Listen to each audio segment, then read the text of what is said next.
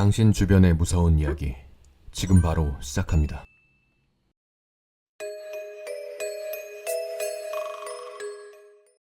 비구니 스님은 모두 알고 계시죠? 예, 맞습니다. 말 그대로 여승이죠. 참고로 조금 더 설명을 해드리자면 사민이는 불교에 입문하여 사민이 10개를 받고 수행 중인 18세 이하의 어린 여자 스님, 식차마나 18세에서 20세 사이의 여자 스님, 정학녀라고도 함, 비구니가 되기 위해 2년 동안 수련을 받는 여자 스님을 말합니다. 그리고 마지막으로 비구니, 20세 이상 스님으로 구족계인 348개를 받고 수행하는 여자 스님을 말합니다. 제가 아주 어렸을 적에 저희 아버지, 그러니까 남편을 여의신 어머니는 충북 증평 어느 사찰에서 공양 스님으로 3년간 계셨습니다. 절에서 밥을 해주고 뒤치다거리 이것저것 하시는 분도 공양 스님이라고 칭합니다. 다른 스님들처럼 머리 깎고 아침부터 꼬박 예불 드리고 이러는 건 아닙니다. 지금은 제가 좀 커서 이해를 하지만 그 어린 나이엔 왜 어머니가 거기 가시고 스님들께 밥을 지어주시는지 몰랐습니다. 가뜩이나 아버지도 없어서 슬펐는데 어머니마저 집안에 안 계시니 8살인 저에겐 그저 괴로울 따름이었죠. 물론 누나들이 둘이서 잘 챙겨주었고 저희 할머니를 제2의 어머니처럼 따랐습니다. 한 달에 한두 번 어머니가 찾아와 반찬거리 해주시고 옷도 사주시고 용돈 주시고 하는 게 전부였죠. 전 그때부터 이게 내 운명인가 보다 생각했죠. 아마 그때부터였을 겁니다. 절이라는 걸 제 입장에서는 단지 우리 어머니를 뺏어간 존재 정도로 생각했었습니다. 사람들은 비구니 스님 하면 뭔가 특별할 거다라고 생각할 수 있는데 비구니 스님들의 일상도 다른 스님들과 같습니다. 새벽 3시에 기상하셔서 예불 드리고 아침 공양 준비하고 또 예불하고 아침 운동하고 말이죠. 제가 어떻게 하냐면 어머니가 방학 때는 가끔 저를 절에 데리고 가서 한 일주일 정도씩 있던 적도 있었습니다. 근데 절에는 과자랑 사탕이 참 많더군요. 모두 제 차지였습니다. 그래서 그때 썩은 덧니가 아직도 있죠. 스님들 눈에는 어린아이가 마냥 귀여우셨는지 언제나 사탕을 훔치러 절 안을 기웃기웃해도 항상 상냥하게 대해주셨던 기억이 있습니다. 제 기억으로는 스님들도 다른 일반 사람들이랑 다를 게 전혀 없었습니다. 올해는 참깨를 심어야겠다부터 해서 오늘 저녁은 뭘 해먹을까? 장작은 다 패놨다 등등 일반 사람들 고민이랑 비슷하죠. 아무튼 그때 인연으로 하여금 아직도 인연을 맺고 있습니다. 그리고 한 10여 년이 지난 후에 스님은 하산을 하셨는데 충북 내수였던가 남비산 어느 마을 산중턱에 조그마한 사찰을 차리셨더군요. 그 후 저도 고등학교를 졸업하고 서울로 상경하게 되었는데 1년에 서너 번씩은 아직도 꼬박꼬박 찾아가서 부처님께 절도 하고 소원도 빌고 옵니다. 사찰을 차리려면 신당을 모셔야 하는데 그 스님은 마땅히 어디다 세워야 될지 고민이셨다고 합니다. 산중턱이라 인근 마을과는 좀 많이 떨어져 있었고 아무리 스님이라지만 많이 무서우셨답니다. 산의 전기도 세서 그때 저희 어머니를 부르신 거죠. 저희 어머니는 그 사찰에 한 달간 머물게 되셨는데 서로 의논도 하고 저기가 좋을까 여기가 좋을까 그런 말씀을 나누셨다고 합니다. 그러던 중에 한 이틀 지났나 밤마다 이상한 소리가 들리더라는 겁니다. 사찰 앞에 조그마한 샘이 있고 거기에 공양 그릇들과 공양 밥그릇이 매일같이 있었는데 물 뜨는 소리와 그릇 달그락 거리는 그런 소리가 들리더라는 거죠. 그래서 저희 어머니는 희한하다 생각하시고 창문 틈으로 슬쩍 보았다고 합니다. 그런데 웬 검은 그림자의 남자가 밥을 우걱우걱 손으로 퍼먹고 있었답니다. 어머니는 희한하네. 산중턱까지 거지가 찾아와서 밥을 먹나? 배가 많이 고픈가 보네.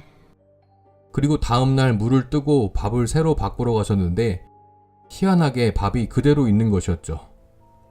가뜩이나 무서워하는 스님에게 말하기는 좀 그렇고 해서 잠자코 계셨는데 그런데 그날 밤에도 계속 소리가 나는 것이었습니다.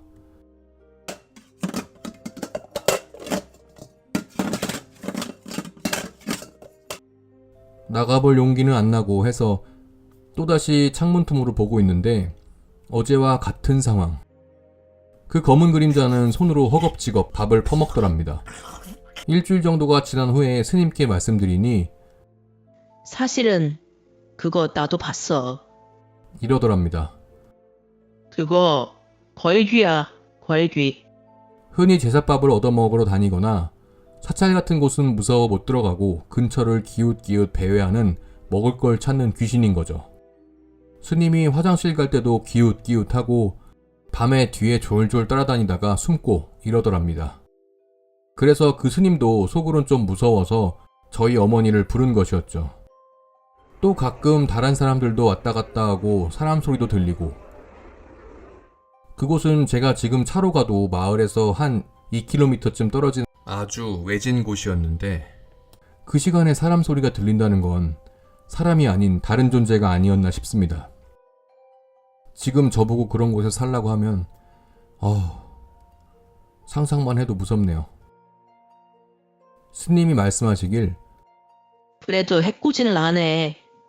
그러니까 신경 쓰지 말고 봐도 모른 척해.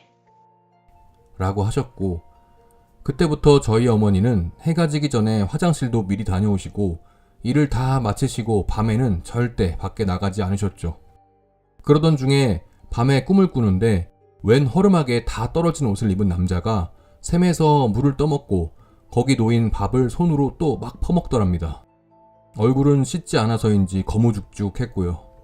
그런데 바로 뒷산에서 새하얀 옷을 입으신 백발의 할아버지가 내려와서 네 이놈, 여기가 어딘 줄 알고 어서 썩 물러가거라 하고 무섭게 호통을 치시니 걸귀는 놀라 냅다 도망가더랍니다. 그 목소리가 어찌나 크고 산이 쩌렁쩌렁 울리던지 아직도 생생하시다고 하네요. 그렇게 호통을 치는 소리를 듣고 백발의 할아버지가 다시 뒷산으로 올라가시는 모습을 보고 어머니는 잠에서 깨셨고 그 뒤로 그 소리도 들리지 않고 어떠한 형체도 못 보셨죠. 그 꿈을 그대로 비구니 스님에게 말씀드리니까 스님이 옳지. 됐어. 하시더니 산 뒤에 바로 신당을 모시게 되었죠. 산신을 모시는 신당이 있는데 산신령이라고도 하고 때로는 호랑이나 여러 모습으로도 변해서 나타난답니다. 물론 과학적으로 증명된 건 없고요. 믿거나 말거나 그냥 스님들의 말씀이죠. 나중에 비구니 스님께 들은 말씀인데 스님께서 산에 사찰을 차리고 신당을 모시려는데 산신님들이 계시를 안 주시더랍니다. 한참을 기다려도 계시를 안 해주셔서 적적하기도 하고 무섭기도 하고 그래서 기다리다 드신 생각이 저희 어머니를 데리고 오신 거라고 하네요. 우연인지 필연인지 저희 어머니 덕분에 계시를 받아서 신당을 차릴 수 있게 됐고요. 참 그러고 보면 저희 어머니도 불교 쪽과 인연이 깊은 것 같습니다. 그리고 이건 나중에 알게 된 사실인데요. 걸귀는 우리가 흔히 알고 있는 아기와는 다르다고 합니다. 걸귀는 이승에서 거지처럼 음식을 빌어먹다가 죽어서 된 것이고 먹을 것이 없던 시절 굶어 죽은 사람의 혼령이 귀신으로 화한 것인데 이들은 악행을 하지는 않고 사람의 몸속으로 들어가 숙주가 된 사람이 계속해서 허기를 느끼게 하고 식욕을 왕성하게 하는 행동을 한다고 하네요. 그래서 저승에서 악행의 결과로 쫓겨나 구천을 떠돌며 먹을 것을 찾는 아기와는 그 결을 달리한다고 합니다. 그리고 생긴 모양도 서로 다르다고 하는데 아귀들이 보통 삐쩍 마른 형상임에 비해서 걸귀는 체구가 비대하다고 합니다. 다시 말씀드리지만 그래서 이들의 목적은 오직 숙주의 식욕을 돋궈서 배가 불러 더 이상 식욕을 느끼지 못할 때까지 먹게 하는 것입니다.